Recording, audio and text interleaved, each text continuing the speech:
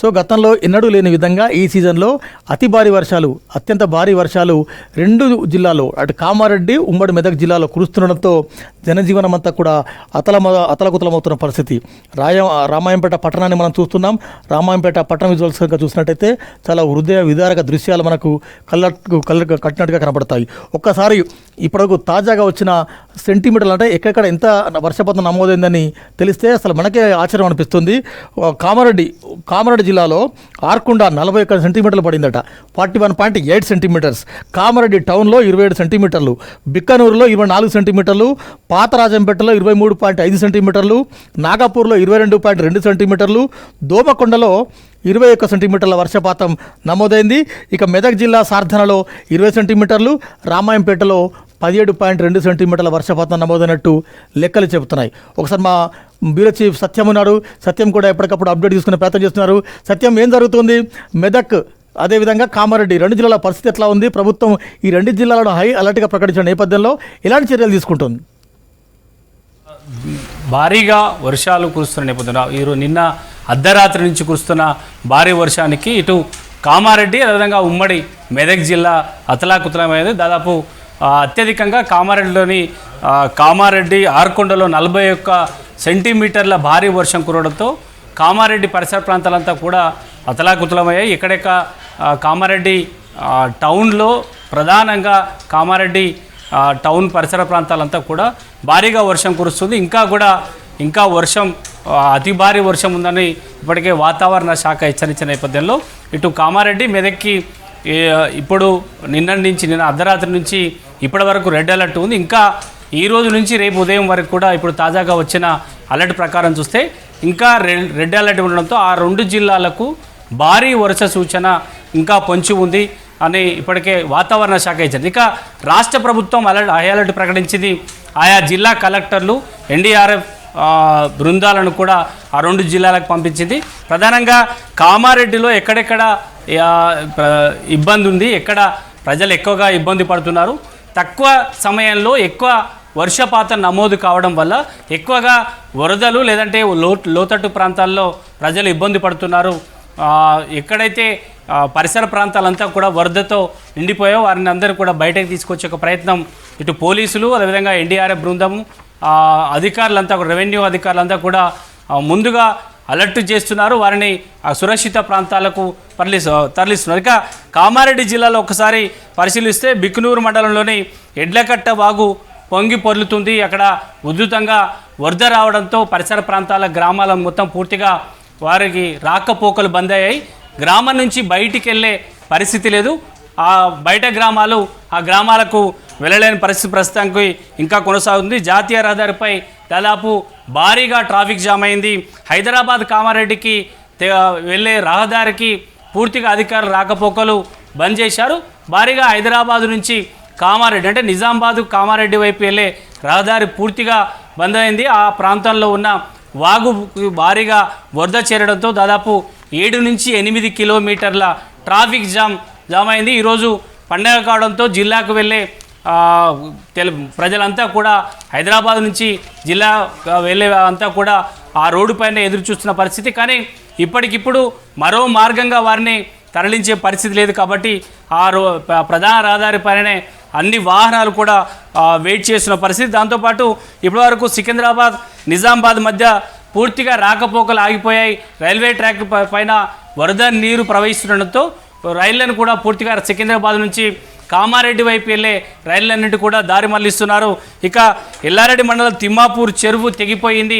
ఆ మండల పరిసర ప్రాంతాల్లో ఉన్న గ్రామాలకు తిమ్మాపూర్ చెరువు భారీగా వరద వచ్చి చేరడంతో దాని చెరువు కట్ట తెగిపోయి పూర్తిగా వరద నీరంతా కూడా గ్రామంలోని పరిసర ప్రాంతాల్లో ఉన్న రోడ్లన్నీ తెగిపోయాయి. దాంతో తిమ్మాపూర్ గ్రామానికి వెళ్ళడానికి ఆ గ్రామం నుంచి బయటికి వెళ్ళడానికి ఇతర గ్రామాల ప్రజలంతా కూడా రెండో మార్గంగా ఎక్కడి నుంచి వెళ్ళాలి లేదంటే బయటకు వెళ్ళాలంటే ఎలాంటి మార్గం ఎంచుకోవాలనే అంశంపై రెవెన్యూ అధికారులు ఎప్పటికప్పుడు ఆ గ్రామంలో ఉన్న ప్రజలకు సమాచారం ఇస్తున్నారు. దాంతోపాటు రాజంపేట మండలంలో ఇంకా భారీ వర్షం కొనసాగుతుంది.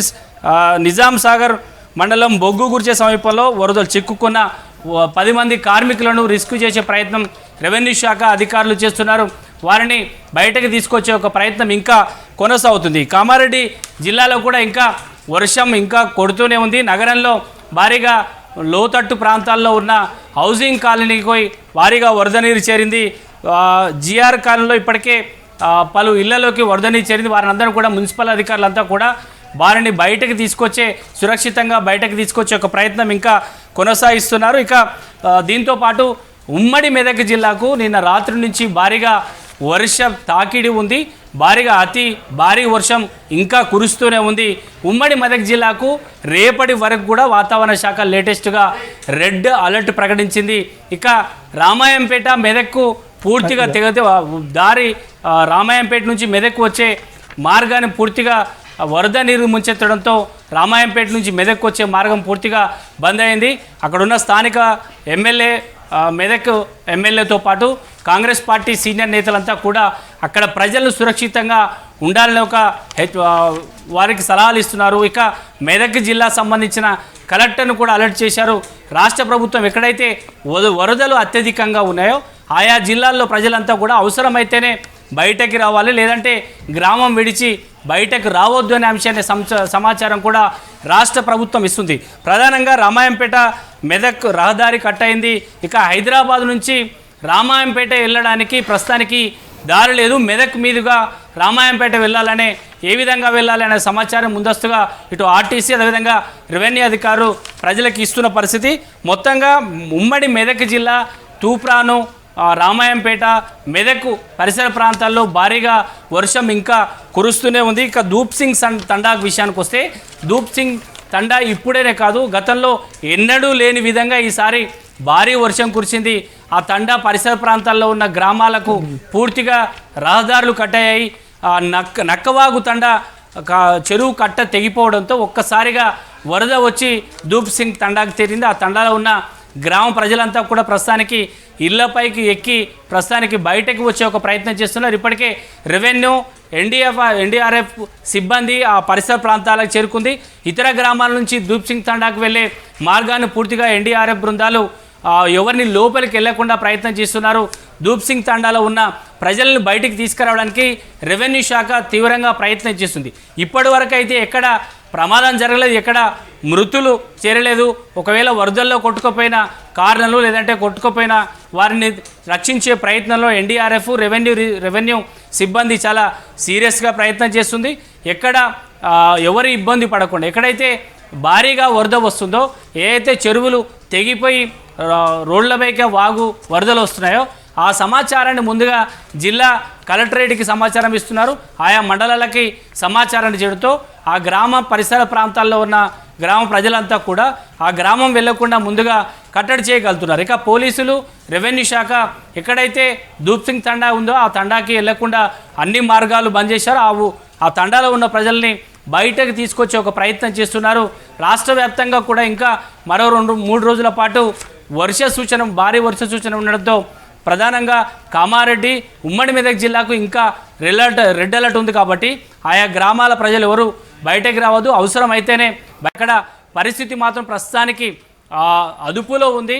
రెవెన్యూ అధికారులు ఎప్పటికప్పుడు పరిస్థితిని సమీక్షిస్తున్నారు. దగ్గర ఉండే ఆయా జిల్లా కలెక్టర్ కూడా రెవెన్యూ అధికారులు వీడియో కాన్ఫరెన్స్ నిర్వహిస్తున్నారు. ఇక రాష్ట్ర ప్రభుత్వం ముఖ్యమంత్రి రేవంత్ రెడ్డి ఆ 2 జిల్లాలకు ముందస్తుగా అధికారులను అలర్ట్ చేశారు. అవసరమైతే హైదరాబాద్ నుంచి ఆకస్మికంగా అధికారులను వెంటనే అక్కడికి వెళ్ళి సహాయ చర్యల్లో పాల్గొనాలంటూ కూడా ఇటు హైదరాబాద్ నుంచి అధికారులు అలర్ట్గా ఉన్నారు. హైదరాబాద్ నుంచి కూడా పరిస్థితిని ఎప్పటికప్పుడు సమీక్షిస్తున్నారు. సత్యం అంటే 2 జిల్లాల్లో ప్రధానంగా చెప్పొచ్చు. సత్యం 2 జిల్లాల్లో అంటే ఉమ్మడి మెదక్ అదేవిధంగా కామారెడ్డి. ఒకసారి మెదక్ వెళ్దాం. మెదక్ సంగారెడ్డిలో చాలా అతి భారీ వర్షాలు కురుస్తున్నాయి. సిద్దిపేటలో కూడా ఒక మోస్తరు వర్షం కురుస్తుంది. తర్వాత మ్యాక్సిమం ఈ సిద్దిపేట మెదక్ అదేవిధంగా సంగారెడ్డి ఉమ్మడి మెదక్ జిల్లాలో చాలా మటుకు వాగులు వంకలు కొట్టుకుపోతున్నాయి. ఇప్పుడు హవేలీ కానీ అదేవిధంగా చాలా ధూప్ సింగ్ తండా కానీ ఇందాక మీరు చెప్తున్నట్టుగా చాలా మటుకి రోడ్లు దెబ్బతిన్నాయి.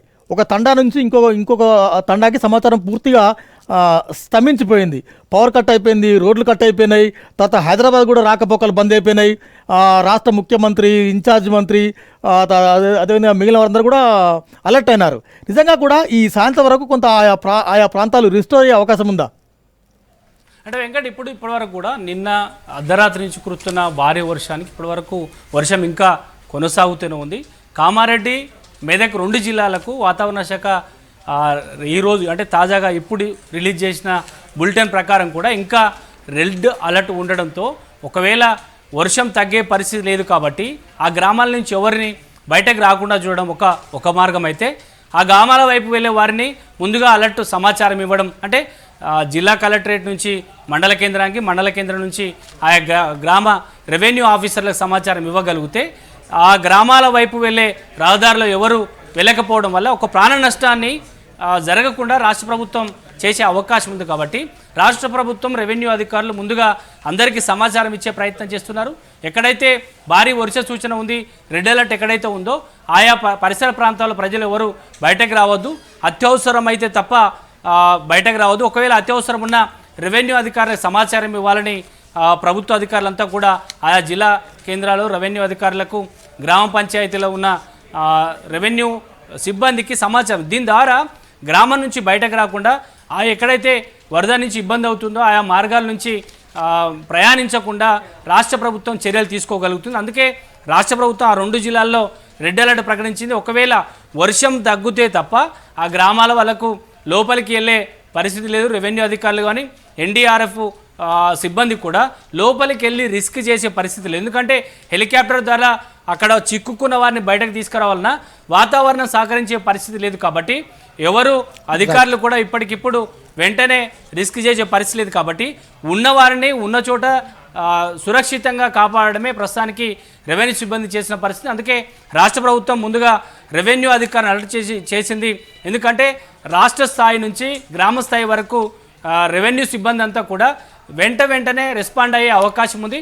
వారు ఆ గ్రామానికి సమాచారం ఇచ్చే అవకాశం ఉంది. కాబట్టి వారి ద్వారా ఆయా గ్రామాల్లో ఇబ్బంది పడుతున్న వారి సమాచారాన్ని రాష్ట్ర ప్రభుత్వం తీసుకుంటుంది, వారిని రక్షించే ఒక ప్రయత్నం చేస్తామని చెప్పొచ్చు వెంకట్.